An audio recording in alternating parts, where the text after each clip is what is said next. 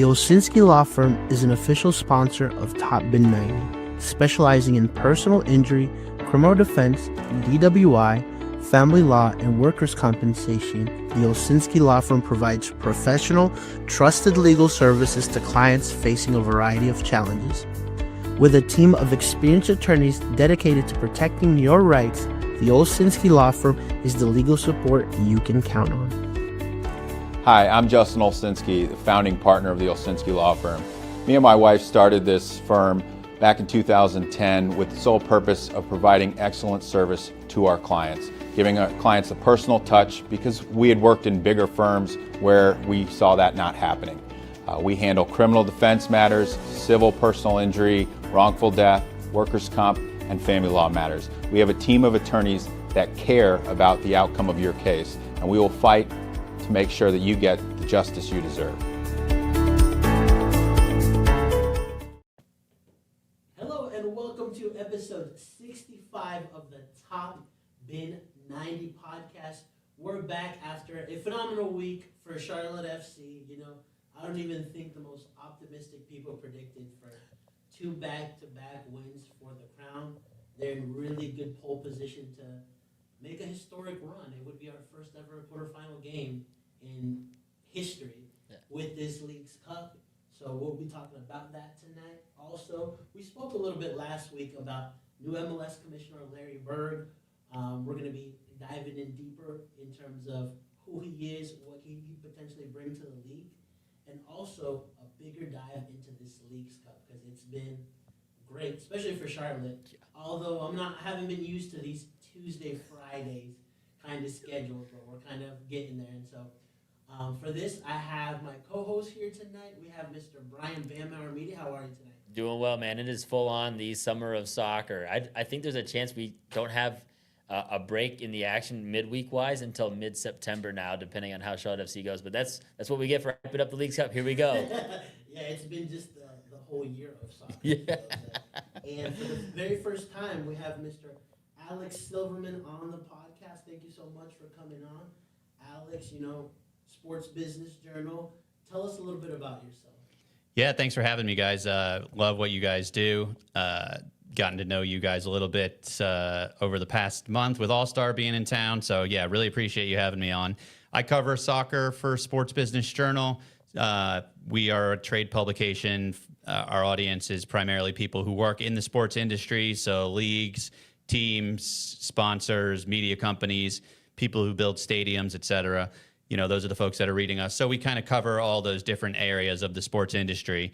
I focus on soccer and hockey, but obviously with everything going on in soccer right now, it's been just insanely busy summer with the World Cup and MLS All-Star being here in Charlotte, which was nice. I got to sleep in my own bed for it this year.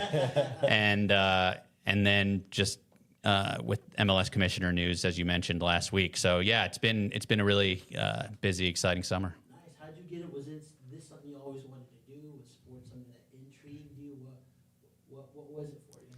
Yeah, I started writing for like my middle school newspaper. I was just always writing always came easy. The reporting part is really the biggest challenge. Just meeting people, getting information. That's the kind of thing that is a grind and takes years. But yeah, I went to journalism school and landed at Sports Business Journal right out of college in 2013.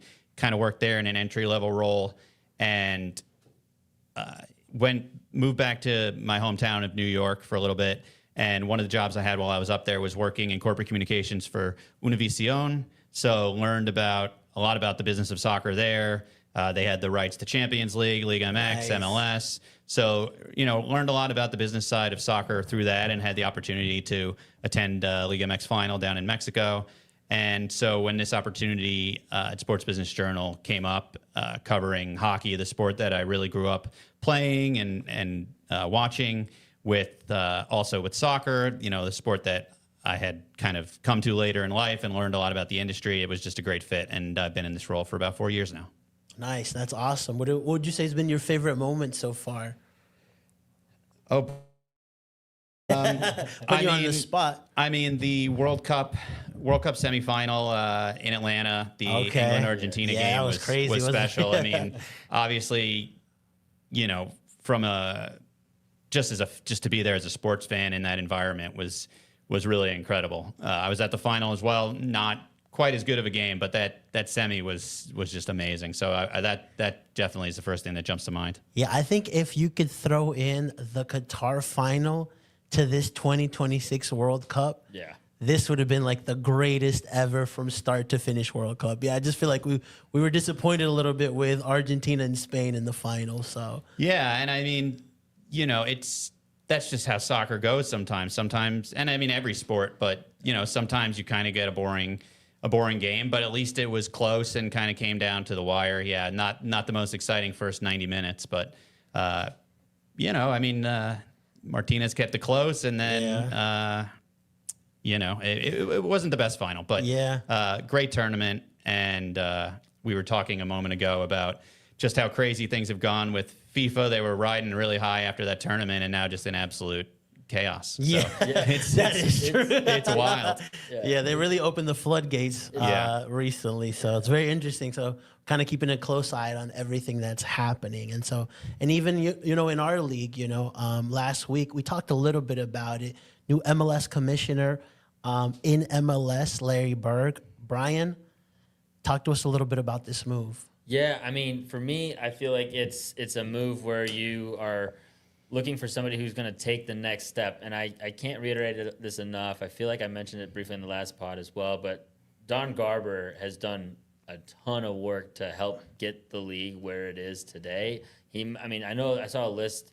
I think it was in one of your articles where you like listed out the current commissioners and just like the role he's had and the tenure he's had and what he's accomplished since '99 when there were like a handful of owners owning multiple teams just to keep the league afloat to now where you have the valuations of the expansion fees be where they're at and all this like the valuations that you're seeing come in and the amount of sponsorship dollars coming in and things like that. And I know Alex can definitely dive in deeper into a lot of those details, but that's what Garber brought to the table. So now it's like, can Berg take this league to the next plateau?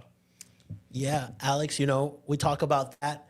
Also, there's a lot of changes coming up for the league. Obviously, new calendar change.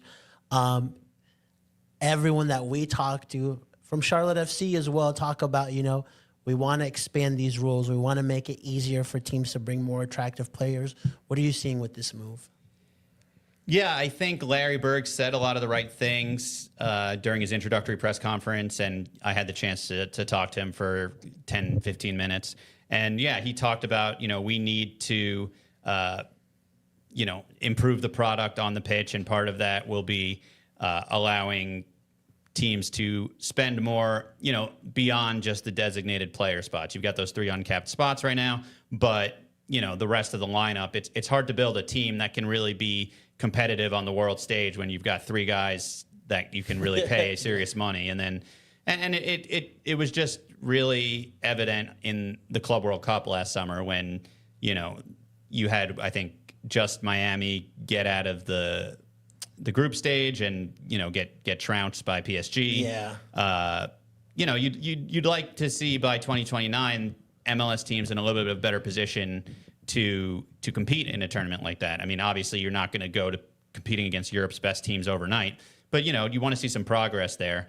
And I think Berg said a lot of the right things, but he's got a very diverse constituency with the owners. I mean, you've got some of these owners that, like you said, were there in the early days and saw, how perilous things could be financially for MLS, and have, they're very committed to this sort of spirit of fiscal responsibility and competitive balance. I mean, if you let these guys run wild, you'll have owners. You'll just have more like the big European leagues where you have a big in the Prem it's the big 6, and in Spain it's Barcelona and Real Madrid. So if you let Miami, LAFC, and I think New York and Chicago will be big spenders once their new stadiums open up. Which dramatically changed MLS in terms of the parity that kind of come to know from MLS. And, you can understand why owners in some of the smaller markets might not love that idea. So he has to find a way to, come up with some proposals and that are palatable to those kind of smaller market owners or those more conservative owners while still moving the league forward. And I think Garber, he maybe I don't think he's done it at a quick enough pace to really capitalize on some of the moments that they've had with, there's a lot of people that felt like, for example, this calendar change should have happened this year coming out of the World Cup. Kind of a missed opportunity. You would have loved to have those new spending rules in place so that they could really capitalize on the momentum coming out of the World Cup. I don't, again, that's not necessarily Garber's fault, but I think, there's a sense among ownership that it was time, to get some new blood in there, see what somebody new can do. And, you got to remember Garber's contract technically was set to run. He expected to be in this job until the end of next year. So, kind of reading the tea leaves, I don't necessarily know that it was his choice 100% to pass the torch right now. But it makes sense from a timing perspective, given, the calendar change next summer. Yeah. Do you think that means that when it comes to Larry Berg and his role starting in 2027, that he has to kind of move quickly and make an imprint pretty quickly because of this change like this? Yeah, absolutely. I mean, I had one owner during All-Star Week tell me, we need to have these roster reform. That we need that in place in the next month or two in order for us to have that in place for the sprint season. So, and his position was, we need it. We can't just flip the switch right before the calendar switches next summer. We need time to build up to that. And so, yeah, I think there's a big sense of urgency. It's going to be interesting because, like you said, Berg doesn't technically take over until January 1st. So, it's going to be really interesting. And it's not like in some situations with a new CEO or something where that guy's got to come in and doesn't know anybody and has to get his feet wet. Like, Berg has been in all the meetings. He knows where things are. He doesn't need Garber necessarily to hold his hand. He, will probably get used to some things about how things operate at the league office, but he knows the owners, he knows what everybody's position is on all this stuff. So yeah, it'll be really interesting to see if Berg can kind of exert control right now while he's still technically, commissioner-elect, I guess you could call it. And then Garber will be in that chairman role next year. So what does that mean in terms of his influence? Yeah, absolutely. And that kind of goes into my question too, just about some of these early objectives for Larry. Brian, Alex talked about some of these changes that are happening that aren't quite there yet. When we're looking at where the league is at and where it's wanting to go, and Alex makes a great point, we can't just become like the Prem where there's a top six, and then everybody else is kind of fighting or chasing. But at the same time, we want to see the level go up. What would you say would be some of those early objectives? I mean, you definitely got to figure out a way to loosen the roster rules, I think, in the right way.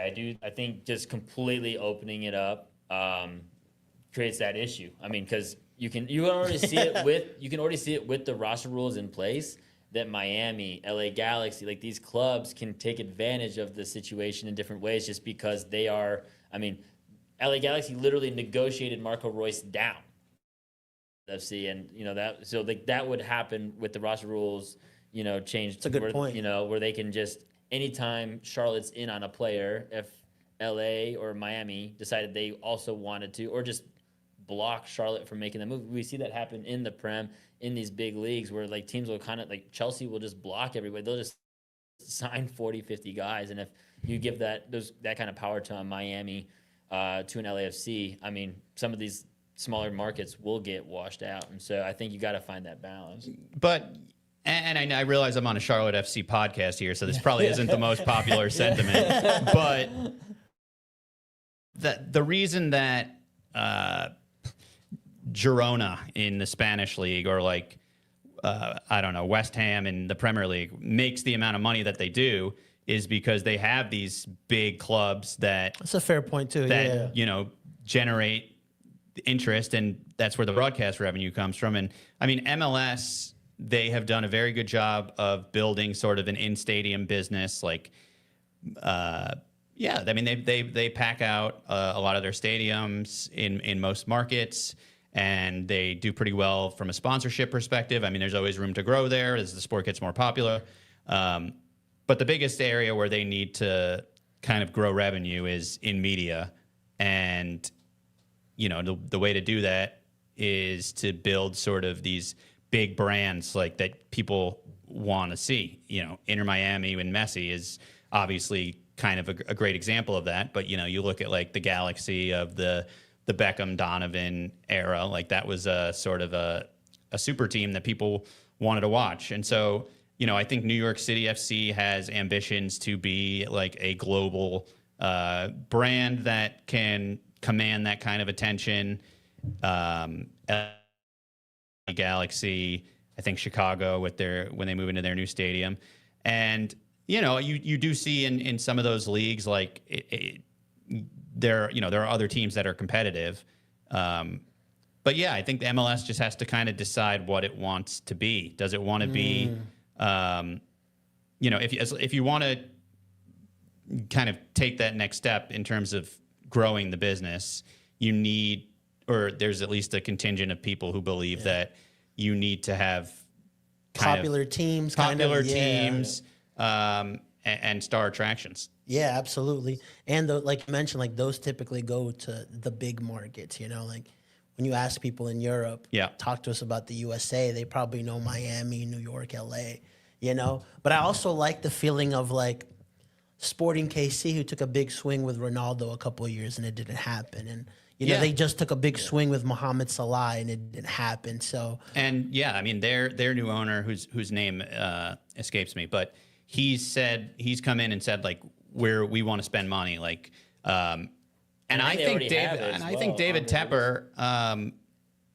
would be, you know, I'm not saying he's going to put the most expensive team on the pitch every year, but you know, he's one of the wealthiest owners in MLS, and I think he'd be willing to spend for the right players. And you know, I think for him, if he's gonna, you know, for him to spend I don't know, $8 million on a player, like you compare that to a guy on, you know, that's like not even one player on the Panthers. Like, so, you know, I don't think it would be a complete disaster for Charlotte FC if it was a little bit more of a free spending league. Yeah, I agree as well. And so, again, it's just that right type of balance. And then, Alex, I want to ask you that a little bit. Obviously, Larry Berg, part of the LAFC group to get things going. So there's things like all these other owners know him, like you mentioned. But what I guess are some of the things that these owners would trust in a guy like him to kind of take MLS to that next level? Yeah, I mean, obviously, you've seen what he's done at LAFC, and they've been very successful, like on and off the pitch. I think, correct me if I'm wrong, but I would probably say they've been the most successful team on the pitch since they've come into the league with, you know, trophies, MLS Cup, I think 2 U.S. Open Cups maybe, Supporter Shield. Like they've won a lot, and you know, I think, aside from Inter Miami, the most valuable team by valuation, over $1 billion. And he's got, you know, great experience in the business world, in private equity. Yep. So, and yeah, I mean, part of it, I mean, he's wanted this job for a long time. Like there aren't necessarily a ton of billionaires who are lining up to say, you know, I want to sell my stake in my MLS team to basically go do like an office job. I mean, this guy is by far the richest guy to ever be a commissioner of a sports league, which is a thing I feel like hasn't been discussed a ton. And I don't know if that affects the dynamics or how that affects the dynamics. Like the only other major sports league that's had an owner become the commissioner was Bud Selig, but you're talking about, I think, the 80s. So a very different time.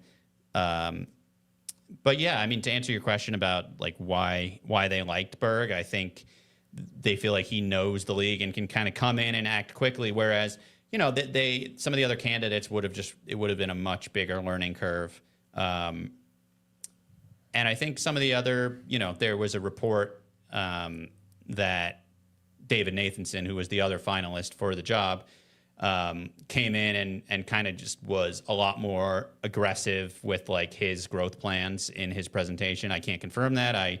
But that was reported by John Orand, and I think some owners, according to him, were thought it was maybe a little bit over the top, and B thought that maybe it wasn't attainable what he was proposing. But a lot of owners, there was also a set of owners that I think were pretty impressed by him, and he had that sort of direct media experience that he had been at Fox Sports for a long time, and that's an area where they really need to grow is in media, as we discussed. Berg doesn't have that like direct experience, but they just see him as a really smart guy who knows how to run a business. And when you're in private equity, like what you do is you kind of like find underperforming businesses and go in and find ways to improve them. And MLS isn't necessarily underperforming, but I feel like there's a sentiment that there's untapped potential there, and they see him as a guy who can unlock it. Yeah, it's a great point. I was going to touch a little bit on the immediate. You're talking a lot about those media deals. We've seen just the structure of this Apple deal and how it just hasn't worked out for MLS. It's gotten shortened, and we're seeing reports now too that they want to double the amount of money they want. So this is a great opportunity to see, kind of Larry Berg in action. Wouldn't you say, Brian? Yeah, for sure. It seems like there's two main focal points based on our conversation. It seems like one is the immediate impact that he can have, like going into the 2027 sprint season. But then the other big focus is the media deal in 2028, 2029. Alex, which do you feel like is the more, like, are owners more focused on the moves that can be made leading up to a new media deal being negotiated, or is it the impact that can be made going into the schedule change?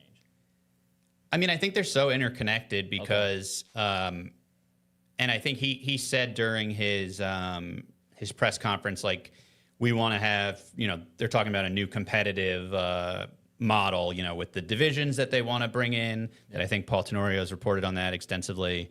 They're talking about a new playoff format. He's basically saying, like, we have to be in place by the time that we're going into the market with our media rights again, so that we can kind of put our best foot forward and, command the most value, get the most partners interested. So I think they're sort of, one and the same. Like, they can't really do anything right away on the media front. So I think doing what they can to improve the product in, what's a relatively short period of time. I think they'll probably be in the market in a year and a half, 2 years with their media rights. So I think doing what they can to kind of improve the product and make it more valuable to potential media partners is the key. And then, as far as the report that ESPN had about, they're looking for $400 to $500 million in a year in media rights next time. They had just very inflated expectations going into the recent or the previous negotiations with Apple, and I think they were really humbled by that.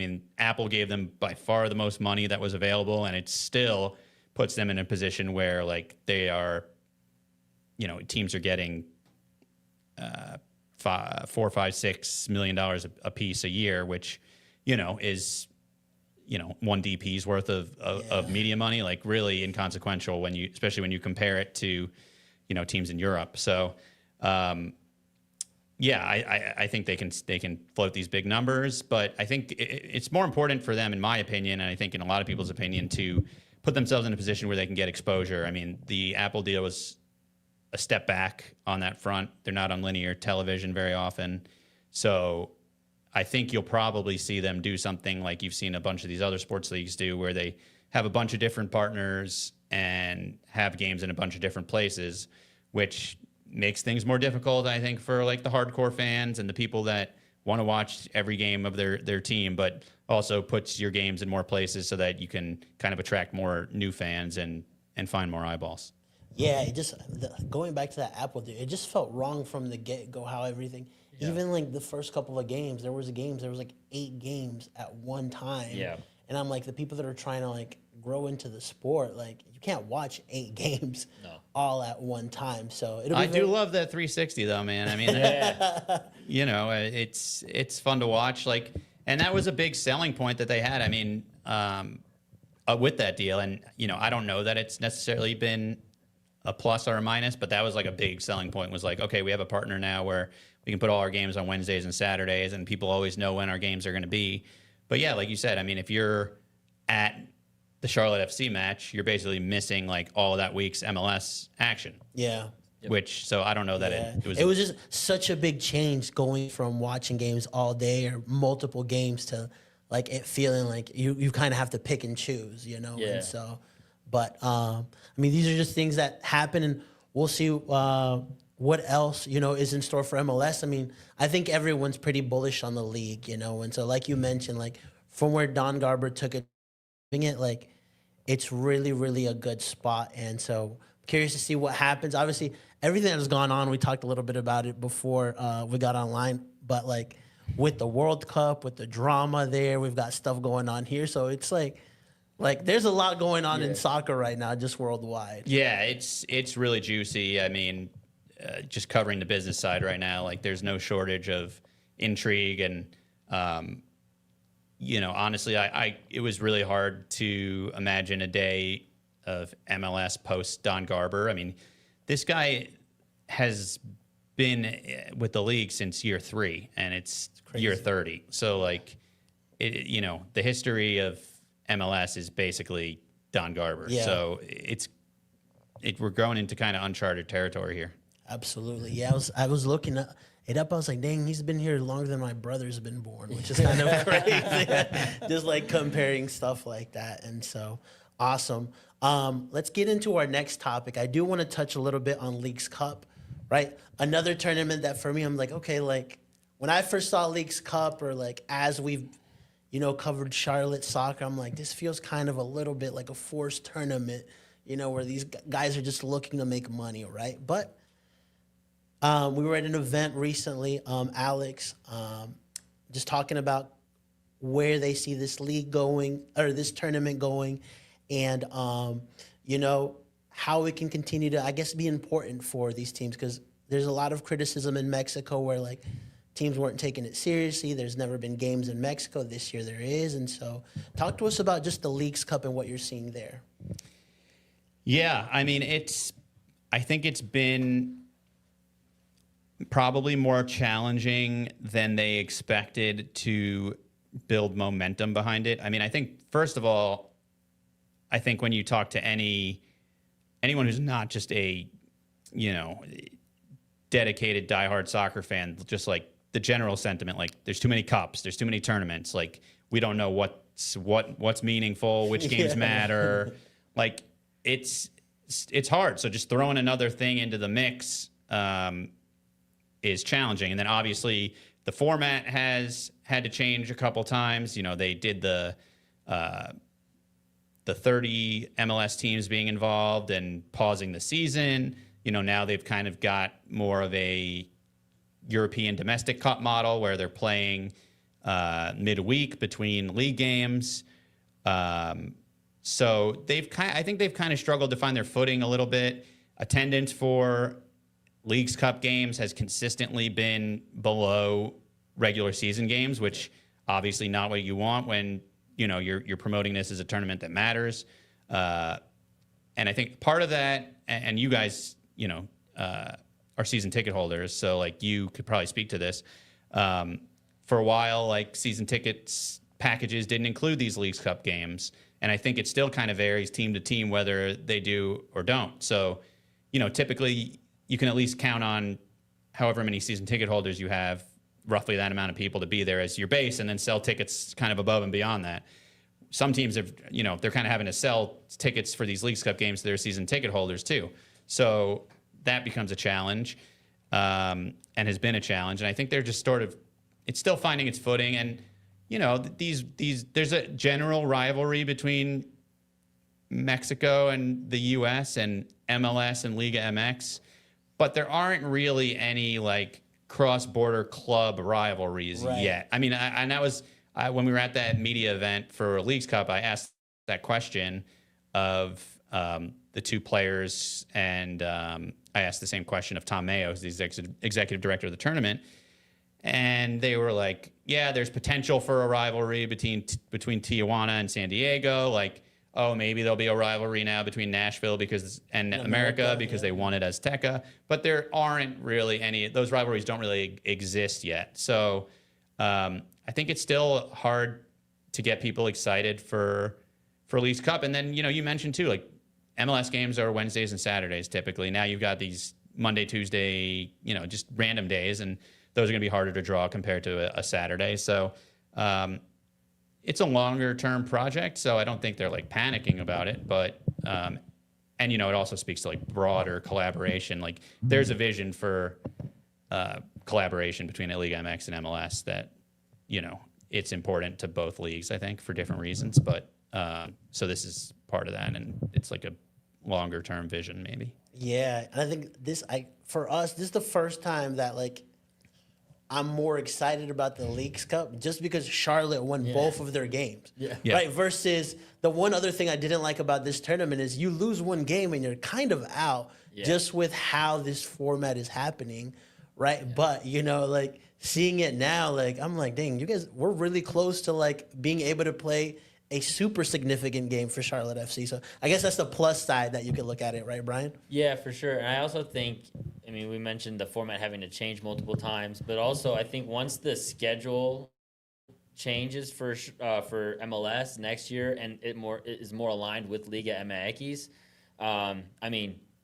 Leagues Cup will then be a little bit more balanced because both leagues will be kind of getting just warmed up into their season.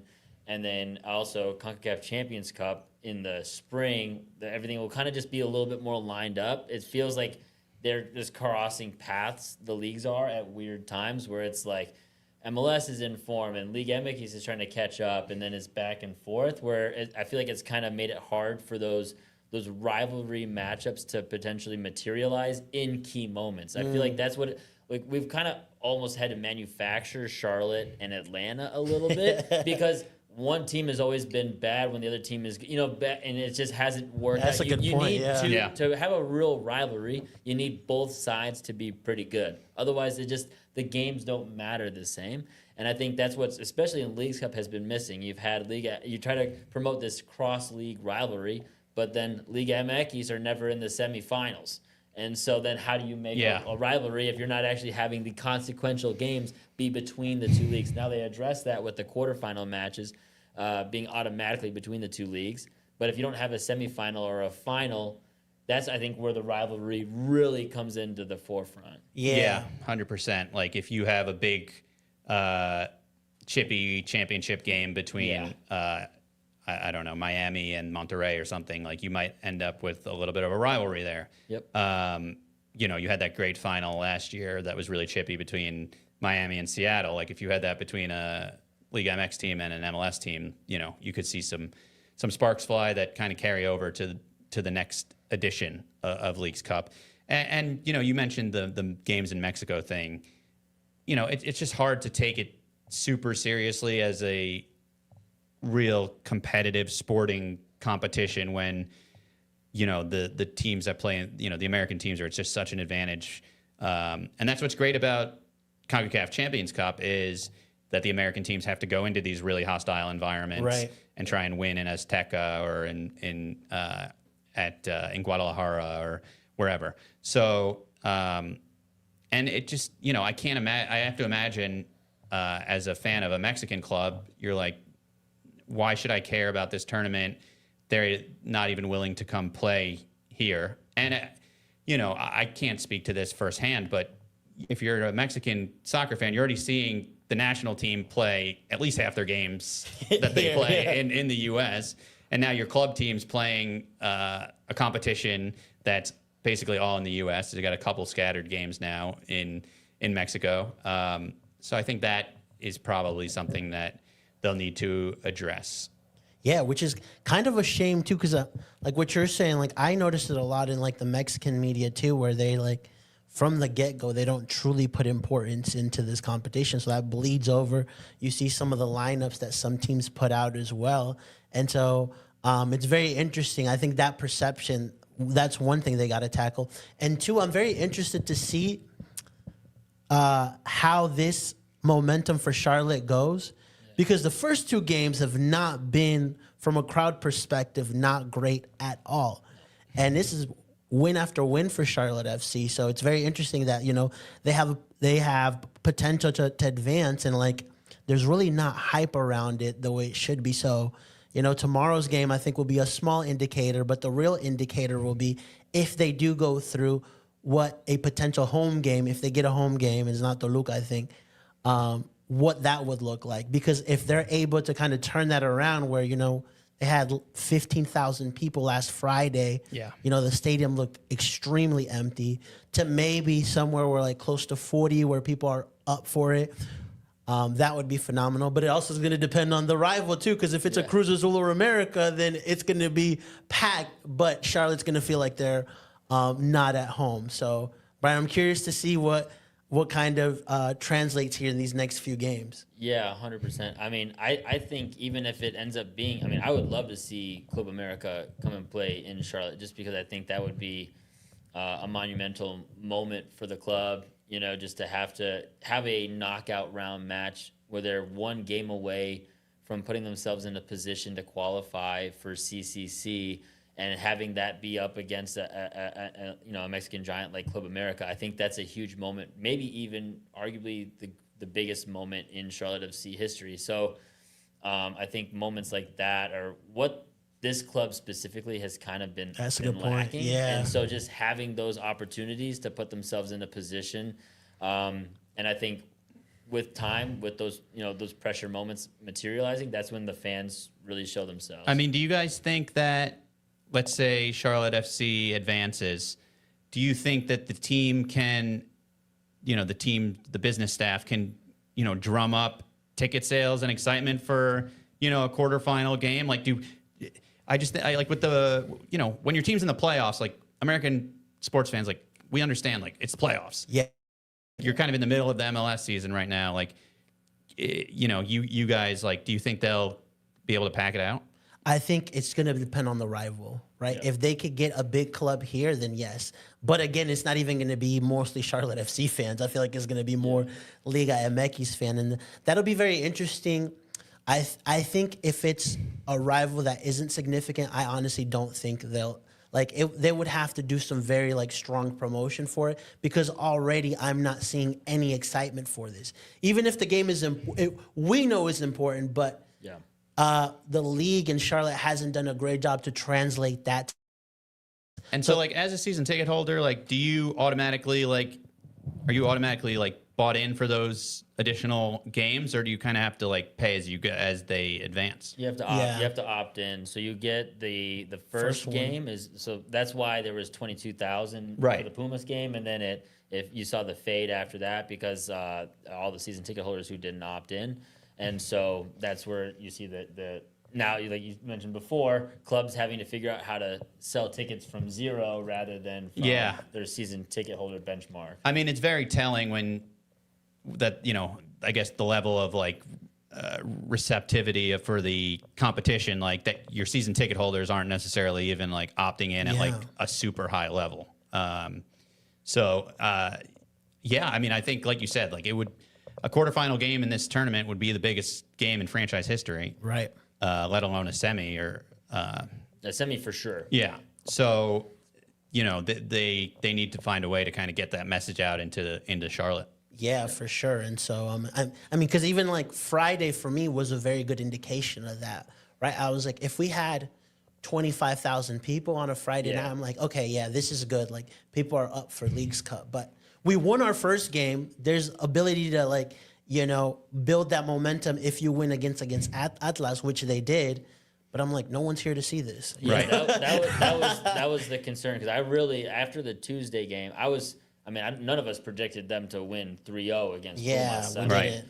It was, I feel like it was a shockingly just strong performance. The way it wasn't just that they beat them 3-0. It wasn't by chance. It was pretty strong domination for large portions of that game. And so seeing them play like that, I felt like Friday should have built, in my mind, should have built momentum. And so the fact that it didn't, I think it requires probably getting to the semifinal before it really locks into place of this is a monumental game. Yeah. And I mean, I also wonder, these front offices, you know, they don't have unlimited marketing budgets. They kind of have to pick their spots of like, are we going to push league stuff? We want to save our marketing dollars for like down the stretch when we're going into the playoffs. That's fair. You know, like for example, they really wanted to pack out they wanted to have a good showing for the All-Star game. They wanted lower bowl sellout, and they got that. And then I asked them like, oh, how's the skills competition selling? And they're like, yeah, we're not really pushing that as hard. You know, we're kind of putting our attention behind the game, which, you know, makes sense. Obviously, that was at their venue versus the skills competition being at Truist. But, you know, I don't know from a Charlotte FC perspective internally, one way or the other, whether like they consider Leagues Cup a big priority from a sales and marketing standpoint. Yeah, I mean, from the lineups I saw, at least the first one, I was like, it doesn't seem like Dean's too interested in this. No. But, I mean, they talked about it at the event, and this competition presents itself for players to kind of come stand out.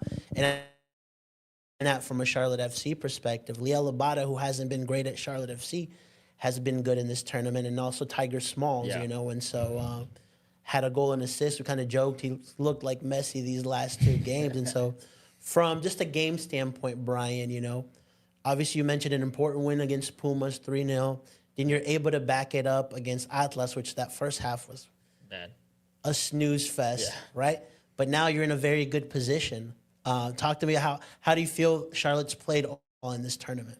I mean, above my expectations. I mean, I think we predicted them to have a decent showing. Like in our last show, when we predicted both games, we both expected, I think, a draw out of you know, their game against Pumas. Them winning 3-0 was above expectations for me. Yeah. Backing it up with a 2-0 win against Atlas. I mean, now without the fair play Pep Biel red card, they would be top of the table right now, but they lose that tiebreaker with Austin. So I think this is well above my expectations based on how they were playing in MLS going into this. And so I think you have to start for me as a club, you got to target this as like, this is a really big moment for this team to meet or, you know, exceed their goals for the season. For me, one of their goals was qualifying for CCC or silverware. I mean, Dean is big on winning a trophy, but I think CCC qualification is that alternative if you don't win a trophy, because there's only, you know, so many trophies to go around. But if you can find a way, and they were just a point off last season of qualifying, so using this as that, you know, that platform to make, you know, get CCC qualification, I think shows your fans that you have that next step that you can take this club to. Yeah, absolutely. Alex, on this show, we've talked a lot about, we want to see progression from Charlotte FC. This is Dean's third year now. You know, he took a team that was not doing great, was able to stabilize them, finished fifth his first season. Second season, finished fourth, right? But then there's a kind of a bad taste in our mouth from last year where, you know, you had 2 home games against New York and you couldn't go over the line. Yeah. So this competition has presented itself as an opportunity to get CONCACAF Champions League. And, you know, at the event, Marco Fabian talked about, you know, using a tournament like this to go and eventually win CONCACAF Champions League. And he experienced one of his best moments, which was playing a Club World Cup. You know, so from your perspective, you know, being able to do something like that for a club like Charlotte that really hasn't done anything significant in terms of, you know, playoff football or being able to play an important game, where do you see that at? Yeah, I mean, I think, you know, you mentioned maybe like Dean wasn't super bought in at the beginning, but, you know, once you're 2-0 and have a chance to advance, then you're going to obviously start to take it more seriously. Right. Because it just presents a huge opportunity, especially when you consider that, you know, MLS teams historically have dominated this tournament. You know, you're talking about playing, you know, at home for sure in the quarters, and then potentially, I think it would be depending on where they are, right, in the standings for this tournament, whether they would be at home if they end up running into another MLS team. In the semifinals, yeah. Right. So, I mean, yeah, if you advance, you're really close already to securing that berth. So, yeah, I got to imagine that even if they weren't necessarily taking it, you know, super seriously at the beginning, like, you know, now you got to kind of you got to go for it. Yeah. And then The only thing I'm afraid, and Brian, I want to ask you about this, Yeah. it feels a little bit also like last year for me where, you lose your first home game against New York at home. Then by some luck, you pull off that penalty win. Yeah. Now you've got everything lined up for you to do something. Yeah. And Charlotte kind of just crapped the bed. Yep. There's no way they lose 2 at home against New York. Right. There's no way. Remember, it we talked happens. a lot about that. It's not possible for them to do that. And But now I'm a little paranoid. They're playing Yeah. against a Pachuca team that doesn't really has nothing to play for. They have nothing to play for. You Yeah. have everything to play for, Yeah. How do you, what are your expectations for this game? Yeah, I think first we got to see what Pachuca, how they line up. I think if they line up still a decent amount of their starters, actually I think it becomes easier maybe for Charlotte FC to work through that team just because their starters are not, I mean, they've already got their positions for their, Liga MX play. They're already kind of set in stone. I think it gets more interesting if Pachuca rotates more heavy and they bring in a bunch of guys, similar to like what we saw from Charlotte FC. Tiger Smalls, these guys were like, hey, this is my chance to actually earn some minutes. And I think those guys actually fight a little bit harder for Pachuca because they might not, the game itself might not have anything to play for, but for themselves, this is their opportunity to actually work their way into the squad. And so I think but from a quality perspective, you gotta you have to win this game, No, 100%. But I'm saying it becomes more interesting for Pachuca, for Charlotte And FC. I think we've already saw that with Inter Miami when they made there was like 8 changes, and then we're like, okay, this should be a pretty reasonable, easy win for Charlotte, and we didn't see that. And they struggled, and you saw Santiago Morales really show up, and I think that was his first start at MLS. And so I think those are the situations where it's just somebody that maybe Charlotte FC can't prepare for quite as well because you've never really seen him on tape. And Dean actually rates Pachuca really highly. In the presser today, he said that he felt like, based on what he'd seen on tape, that Pachuca was the best of the 3 teams that they're going to be facing, just based on what he's seen. He felt like they got a little bit unlucky in their last game against Columbus. And so he definitely rates this Pachuca team highly. And it's just, I think it just comes down to whether or not they can show up in the key moment, which is what we have been missing. Absolutely, showing up in the key moments. Alex, I'm gonna put you a little bit in the hot seat, Yeah. If Charlotte lose tomorrow, where would you consider that? A massive failure, just a failure?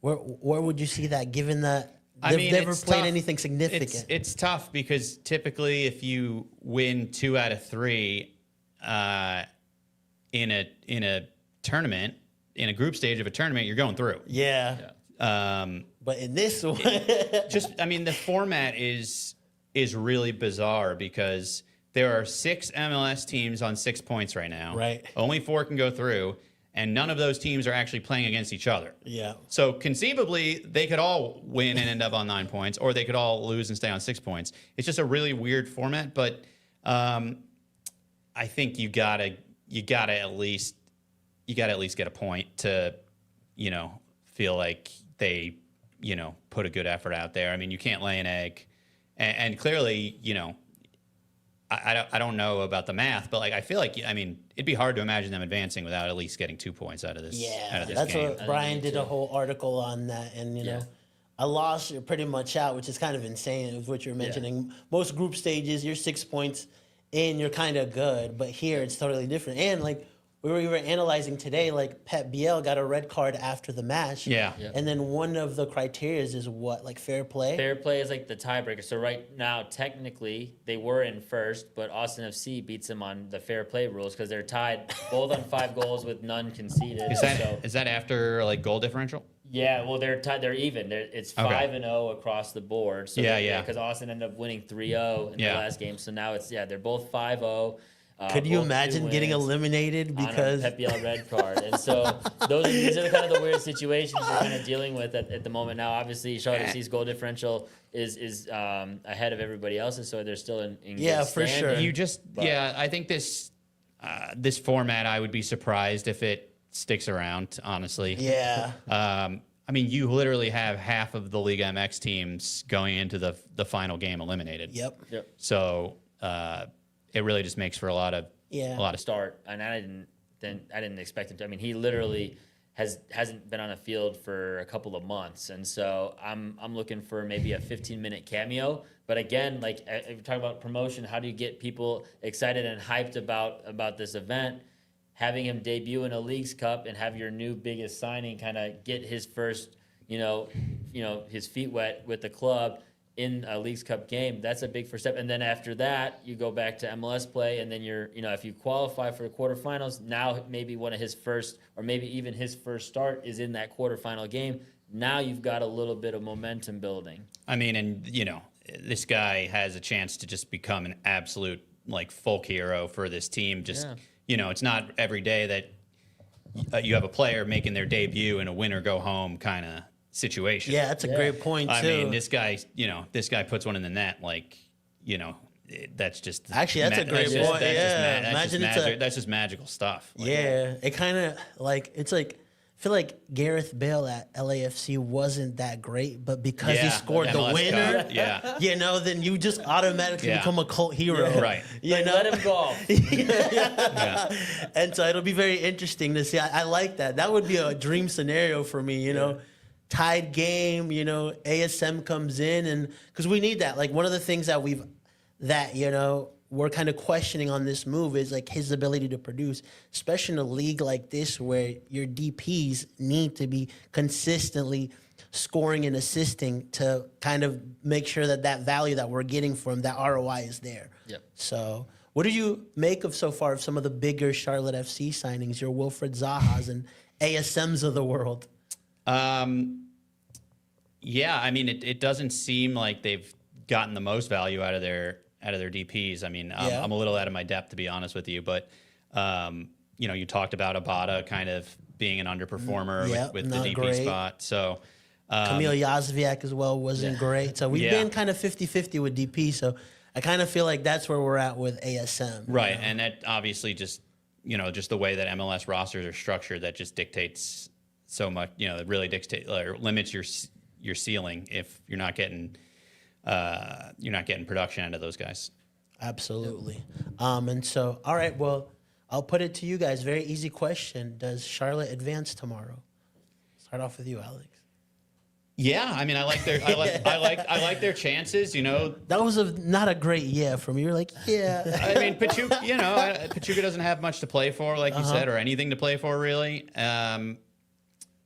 And yeah, I like their chances. Nice, Brian. Yeah, I mean, I think they should be the favorites in this one. They have everything to play for, like we've touched on. They should go through. I think it does get interesting if they come out like they did in the first half against Atlas, and things are still tight, and it's halftime, and it's 0-0, and then you've seen Cincinnati and Columbus. They've put up goals, because that's what I think the other intangible to all this is that you've got three of the teams that have they have consequential matches against eliminated teams. So you'd expect Cincinnati, Columbus, and Charlotte to all win, leading to the rest of the Leagues Cup round 3 being with 3 teams at 9 points. And so if you're the team that's still drawn or even worse behind, and you've already seen 2 other teams get 9 points, now you're like, now that Austin FC tiebreaker comes into play, all these things, now things get a little bit more nervy, and then the fans, everything kind of gets a little bit more nervy as those situations play out, right? I mean, everybody feels those moments in a knockout round where you're just like, hey, this is slipping away. That's just how competition goes. So I think coming out quick like they did against Pumas is going to be the key. Yeah, how much scoreboard watching are you doing if you're a Dean, like with these other matches going on? Dean doesn't strike me as a scoreboard watcher, to be honest. He doesn't seem to. He says he doesn't even keep track of the table most of the season. So but that's complete BS. There's no way. He's like, I don't know where we're at the table. Yes, come on. I mean, your job's riding on it. I'm sure you know what's up. There's no way. I'm sure you got a general. So, I'm sure someone's in his ears like, hey, like this is going on right now. You know. Yeah. And so, but he definitely does come off. He at least tries to come off across like, oh, it's just another game. We're trying to like focus on ourselves. Exactly. So, but he will definitely be. He will know. It's not going to affect anything with strategy, I guess. So for sure. And so for me, this last 6 months, anytime I go super optimistic, this team has let me down. again and again. So I'm gonna say yes, but I'm not gonna say convincingly or anything like that. I'm just gonna say Charlotte will advance.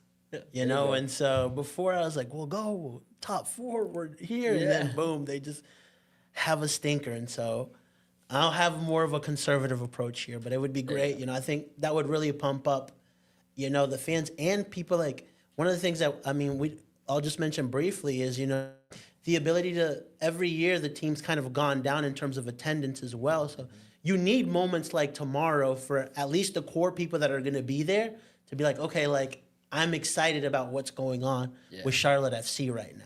Yeah, and I think it kind of does bring me back. It's been a few years, but remember the 2023 run when they got all the way to the quarterfinals against it was a fun time. Like just seeing the knockout rounds and seeing them get through on PKs a couple of different times. Cruz Azul, they played those home games in Houston. It was just kind of like a wild tournament, but I think it was also just like a fun storybook ride. Like just going deep in a tournament is just exciting. There's no other way to put it. Yeah, so very interesting few days coming up for us. You know, last week I did not expect to be in this type of position, but I'm quietly optimistic. You know, and so with that said, you know, I think this comes to the end of our show. Brian, where can people find you at? Yeah, you can find me on X at Bam Maurer Media. All my written content at topbid90.com. Alex, you've been a wealth of knowledge today. We really appreciate you coming on. Where can people find you at? Yeah, first of all, thanks for having me, guys. It's been a lot of fun. At Alex M. Silverman on X and sportsbusinessjournal.com. Nice, awesome. So if you're a soccer fan and a hockey fan, or if you're both, you know, you should definitely be reading your stuff. I know we talk about all the content, all the great stuff that you're putting out, so we really appreciate, you know, everything that you do. So with that said, this is the end of this episode. Hopefully Charlotte goes through. Please, Charlotte.